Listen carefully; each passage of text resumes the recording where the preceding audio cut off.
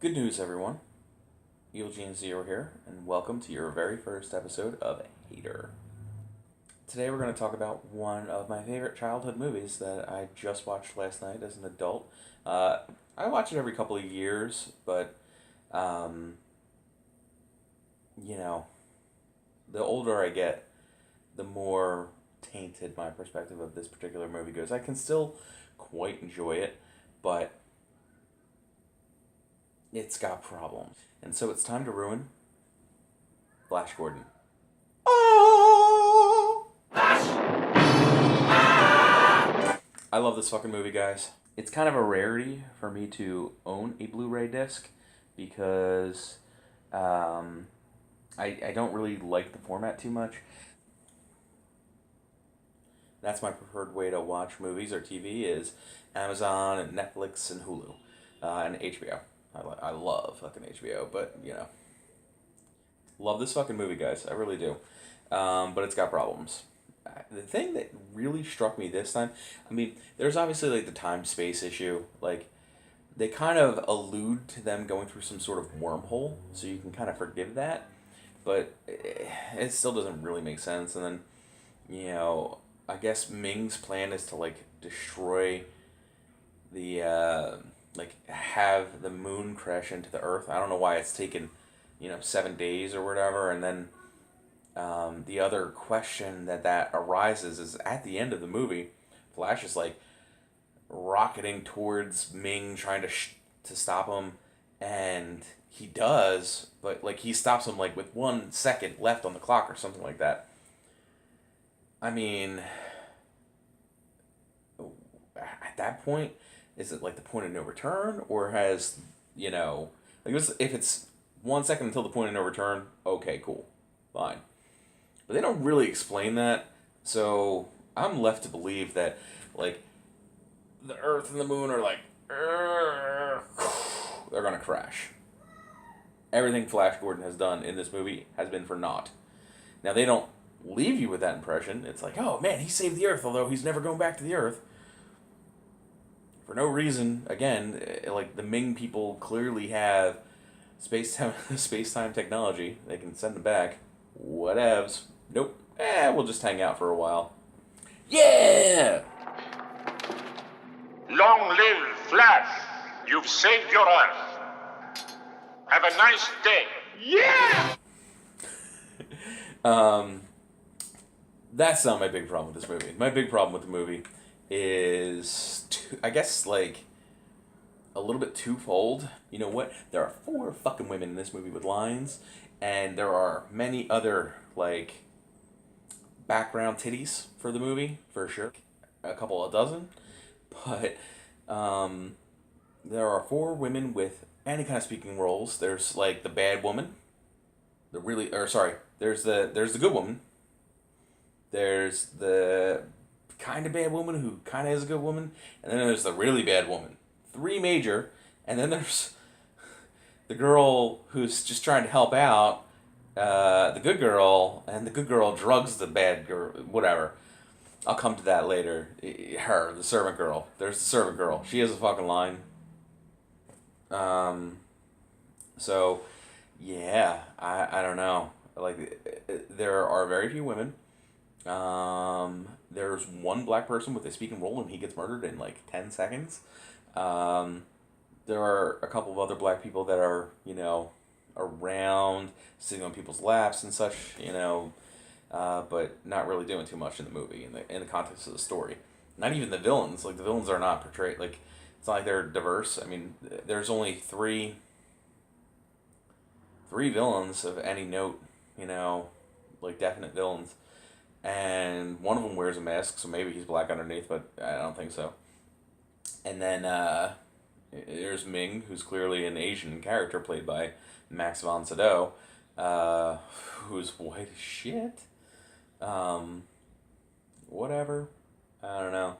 Definitely weird casting. I mean, not for the time. Not even necessarily for now. I mean, a white person playing an Asian character, we still don't see that all the time. That's the big problem, right? Is the women in the movie and the way that they're portrayed.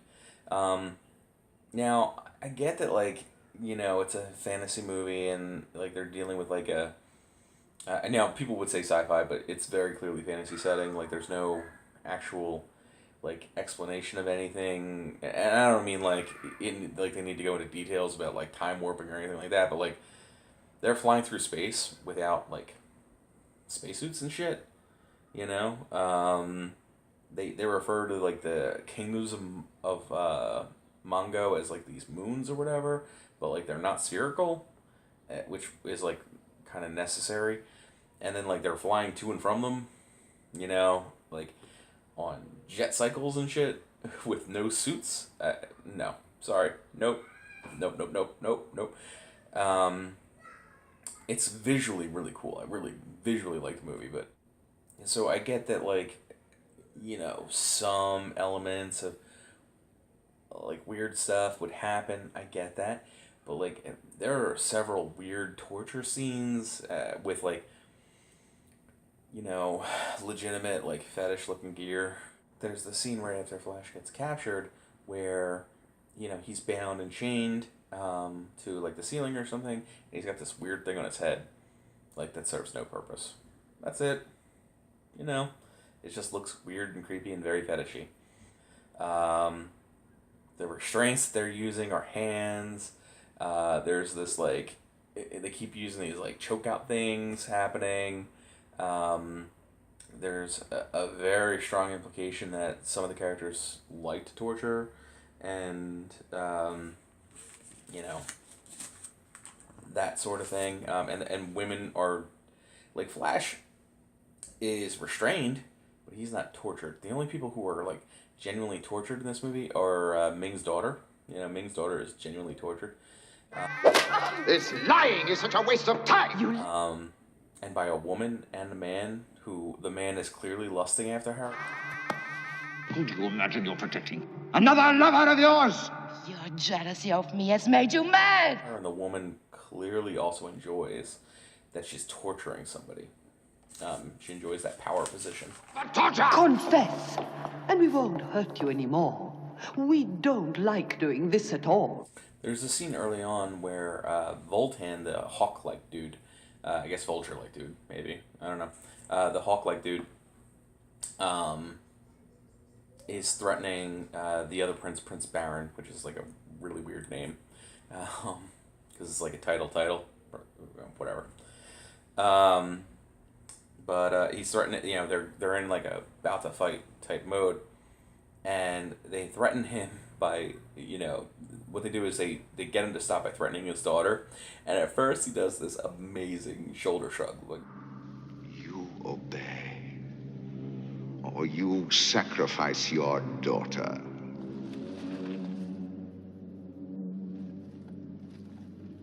eh. And then he like backs down, but it's like the most amazing shoulder shrug, especially considering like the weird place that women are in this world. You know, there's the shoulder shrug, there's this weird cheerleading thing that at first that's all that Dale is doing is like cheerleading Flash. No! Go, Flash, go! Go, Flash, go! It's like the weirdest fucking thing I've ever seen. I will say this, they do give her some interesting fight scenes later. Like, she actually has some really badass scenes that Flash doesn't really get. Like he mostly drives stuff around. Like, he gets into, like, one real fight in the entire... Well, two real fights, I guess, in the whole movie. And considering how badass Gail is in this scene...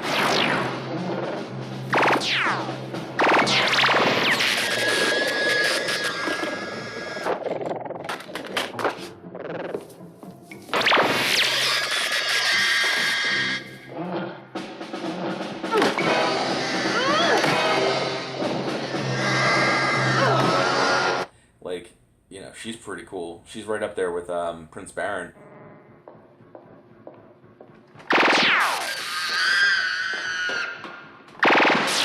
He gets some really cool fight scenes too.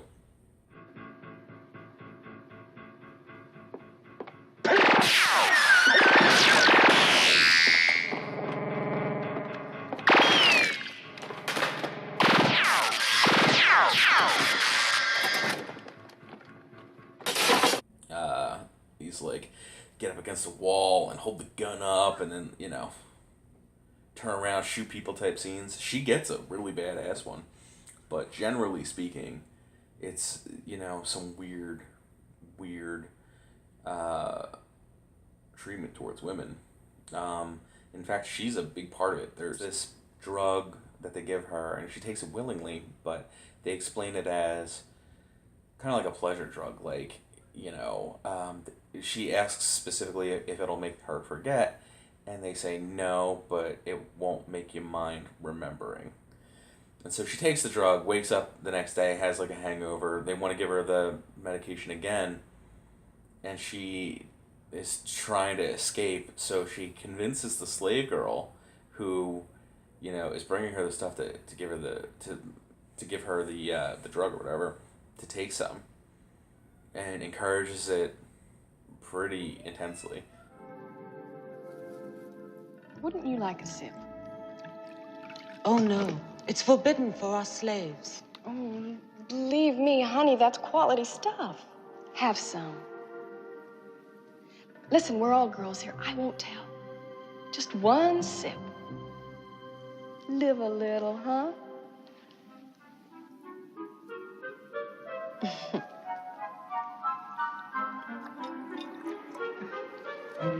Bottoms up.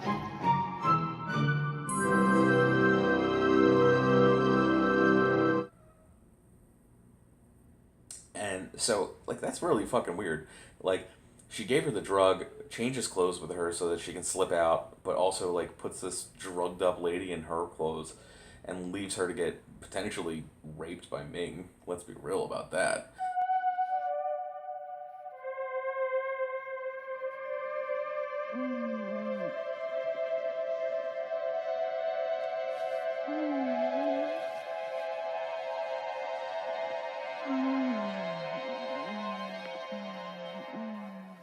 You!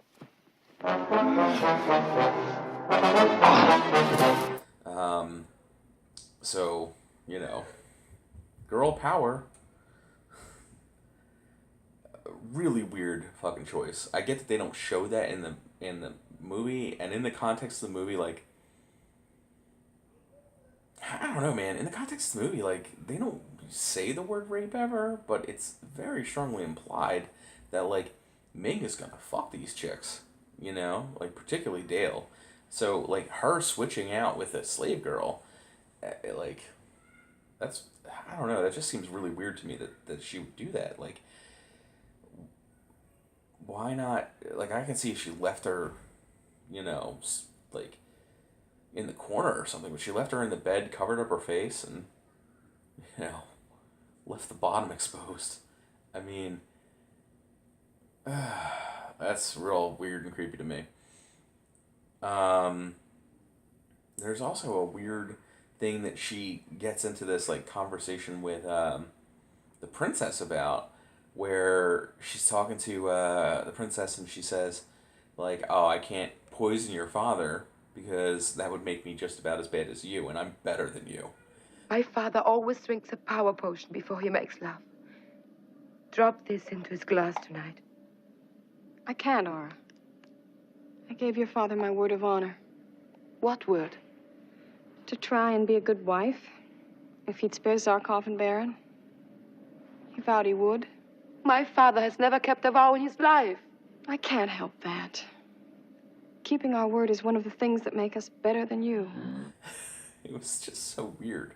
Like, I get that it might actually be, like, not that it's not true or whatever, that, like, humans, you know, we're savage people or whatever in our own way, but, like, we're not doing this, like, intentionally cruel shit like Ming does and, like, she does. But, man, it just felt really fucking weird that she would say, you know, I'm better than you. It's not like there's, like, a lot going on in this movie as far as, like, plot. Like there's things that happen. It's a cool movie. Like, the artwork is great. The music is amazing. It's all Queen. They did the soundtrack for this, and they did the soundtrack for Highlander.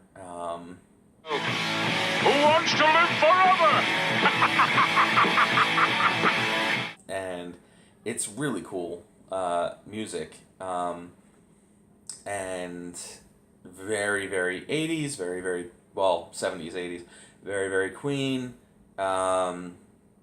It's a bright and colorful movie, and you don't always, like, you're starting to see that again more and more with sci-fi, but for years we didn't see that. Not necessarily at this point in time, but, you know, for years, 90s and aughts and shit, you did not see color in these movies. It was like black and white, and not necessarily black and white, but like stark, you know? Like, that Tom Cruise movie where he's like the last person on Earth or whatever, but he's really not. Like him and his wife, you know, whatever. Like half of that movie, he's in like a white room, you know, white on white on white. And you see a lot of that shit, and like the iPhoneification of shit, where everything is very white and pristine in the future, and this isn't like that. There, you know, there's a diversity of color. I mean, you know, the royal people do tend to dress in red and gold and shit like that, but you know, there's a lot of black, and this background scenery is very diverse in colors, and kind of like Game of Thrones, like there's themes, right? So like each area has its own theme. So like Baron comes from this like, you know, foresty thing, and so they're all wearing green. The Hawkmen are living in this Sky City thing, so like, you know, they're Hawkmen, I guess. I don't know. The African people look very, very African people-y. The background people, like, there's at least one or two different races. There's like they're not necessarily races, but like cultures, you know. So there's like these people that are like really weirdly dressed, kind of like Hunger Games-esque dressed, and then there's these like little people type people that are definitely subservient. There's a like the princess walks around with one on a leash. Really weird. And again, like a lot of weird fetishy shit for a fucking PG movie intended for children to watch. You know? Really, really strange. And then when she gets married to Ming, like the vows are very, very, very, like he owns her as a person in every kind of way. And when he's done with her, he's just gonna throw her away.